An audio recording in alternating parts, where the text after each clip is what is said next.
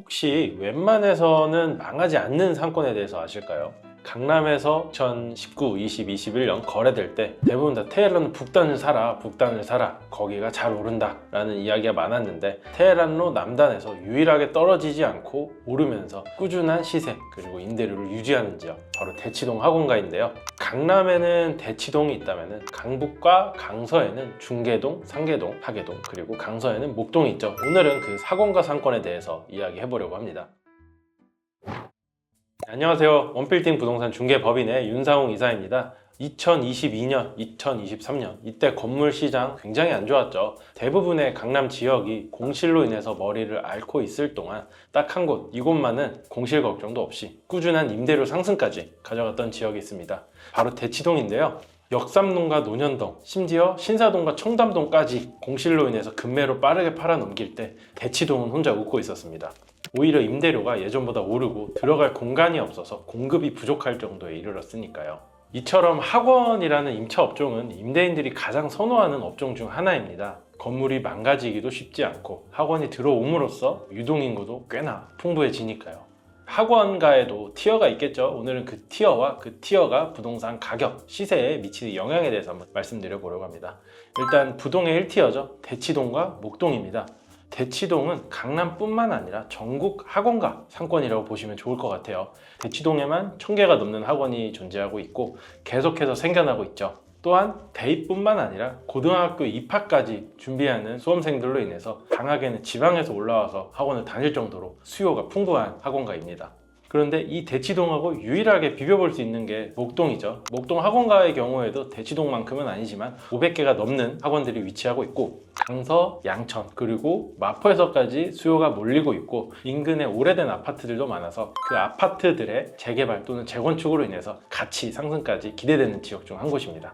그럼 2티어는 반포, 서초, 중계동을 이야기할 수 있는데요. 반포 그리고 서초 같은 경우에는 고속터미널과 가깝고 교대 인근으로 학원들이 많이 모여 있는 편이죠.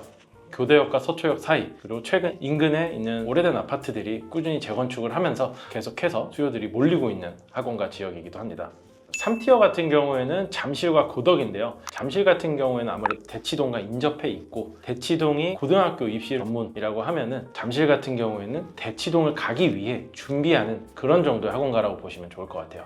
자체적으로도 엘리트라 그러죠. 엘스, 리센츠, 트리지움, 이렇게 세 개의 아파트들에서 꾸준한 주거 수요도 있다 보니까 학원가로서 충분히 대치동까지는 아니더라도 받쳐주는 지역이기도 합니다. 그리고 그 다음은 고덕인데요. 자체적으로는 상권이 작지는 않지만 아까 위에서 말씀드렸던 1티어와 2티어까지 따라가기엔 조금 빈약한 학원가 라인이긴 합니다. 그렇다면 이렇게 학원가 티어가 부동산 시세에도 영향을 줄까? 라고 물어보신다면 제 대답은 예스죠. 맹모 삼천지교라고 있죠. 맹자 어머니가 자식의 교육을 위해서 3번 정도 이사를 했다라는 내용인데요. 이처럼 우리나라 학부모님들은 특히나 이 교육에 있어서는 정말 진심인 분들이 많습니다.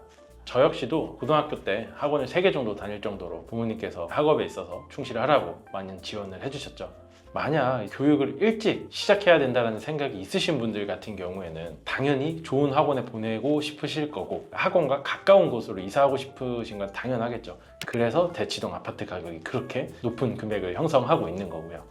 대치동 같은 경우에는 2025년, 26년 초 기준으로 해서 강남구에서 2번째 정도로 비싼 아파트 평균 시세를 유지하고 있습니다. 그리고 목동 같은 경우에는 평균 한 20억 정도로 구 내에서는 당연히 1순위고요. 그리고 2티어, 3티어라고 말씀드렸던 잠실동, 중계동, 고덕동까지도 해당 구에서는 아파트 가격이 1순위일 정도로 학원이 그 정도로 이제 주거용 부동산에 미치는 영향이 굉장히 크다라고 보시면 좋을 것 같아요. 소프마 이런 말들이 있잖아요. 이처럼 우리나라에서 교육은 아파트 선택의 핵심적인 요소가 될 정도이고요. 그렇게 올라간 아파트 시세는 동네의 전반적인 클래스 자체를 높이기 때문에 나머지 상업용 부동산 가격 자체도 올라갈 수밖에 없는 거죠. 그럼 당연히 누가 봐도 1티어가 대치동이라면 대치동의 아파트 또는 대치동의 빌딩을 사는 게 정답일까요? 거기에 대해서 저는 노라고 말씀을 드릴 수 있을 것 같아요. 대치동은 지금 들어가려면 이면에도 평당 1억 이상 가격이 형성이 되어 있고, 대로변을 살려면 빌딩 같은 경우에는 평당 3억 이상을 충분히 호가하고 있습니다. 땅 역시도 100평이 넘어가는 빌딩들이 많아서 최소한 100억에서 300억까지 되는 비용을 내고 대치동에 입성해야 되는데, 물론 그 정도 금액이 있다라고 하시면 좋은 선택지가 될 수 있지만 그렇지 않은 분들께는 굳이 대치동을 고집할 필요가 없는 거죠. 2티어, 3티어라고 제가 표현을 했지만 어쨌든 학원가라는 확정적인 상권이 위치한 지역에 소액대로 투자가 가능한 물건들이 아직은 남아 있습니다. 서울이면서도 상권이 있고 병원이나 학원 같은 깔끔한 업종들을 넣을 수 있는 지역이 있다는 말씀인 거죠. 빌딩 투자는 단순하게 순위, 숫자로만 접근하기보다는 다양한 방향성에서 접근이 필요한 투자입니다. 대표님들께서 현재 가지고 계신 자산으로 가장 현명하게 투자할 수 있는 물건들을 제가 추천드리겠습니다. 고정 댓글과 더보기란에 보시면 제 연락처 있으니까요. 편하게 문의 주시면 대표님께서 가장 합리적인 선택을 하실 수 있도록 도움드리겠습니다. 이상으로 영상 마치고요. 구독과 좋아요 그리고 알람 설정까지 꼭 부탁드리겠습니다. 감사합니다.